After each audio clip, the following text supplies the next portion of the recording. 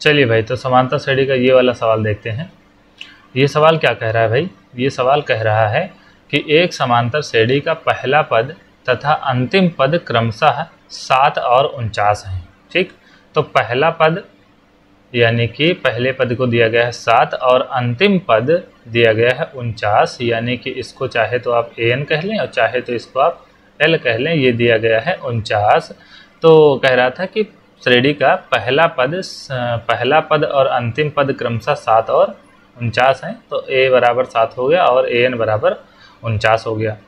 और फिर आगे कह रहा है कि यदि इसके सभी पदों का योग, यानी कि Sn की बात कर रहा है, सभी पदों का योग जो है वो 420 हो, यानी कि Sn 420 हो, तो इसका सर्वांतर ज्ञात कीजिए। यानी कि फिर d का मान पूछा है कि d क्या होगा। ठीक भाई, तो यहाँ से an बराबर दिया गया है 49। अगर यहाँ से हम देखें भाई तो an बराबर क्या होता है? an बराबर होता है a plus n-1 into d।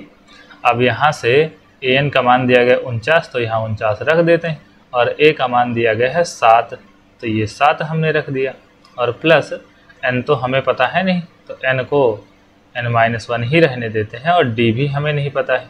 ठीक भाई, तो ये 7 जो है उधर जाके घटेगा, तो 49 में से 7 जाएगा तो कितना बचेगा? ये बचेगा 42।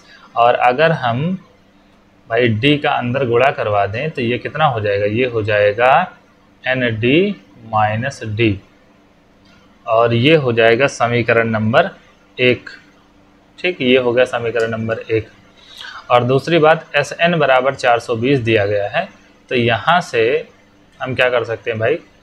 Sn का फार्मूला होता है n/2 और 2a plus n-1 into d।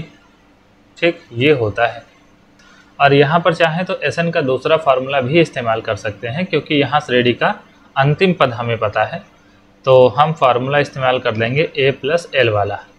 तो यहाँ पर n/2 और ये हो जाएगा a प्लस, तो भाई ये हो जाएगा a प्लस l। ठीक भाई, तो यहाँ से n का मान हमें पता ही नहीं है, तो ये हो जाएगा n/2, और a का मान क्या है भाई? a का मान है 7, और अंतिम पद जो है वो है, अंतिम पद है भाई 49, और Sn का मान कितना है? Sn का मान है 420। तो ये हो गया भाई, 2 को उधर भेज देते हैं तो 2 जाके उधर गुणा कर देगा, तो 420 का क्या हो जाएगा? ये हो जाएगा 840, और यहाँ पर n बाहर है, और 49 में 7 जोड़ेंगे तो 7 9 16, ये हो जाएगा 56।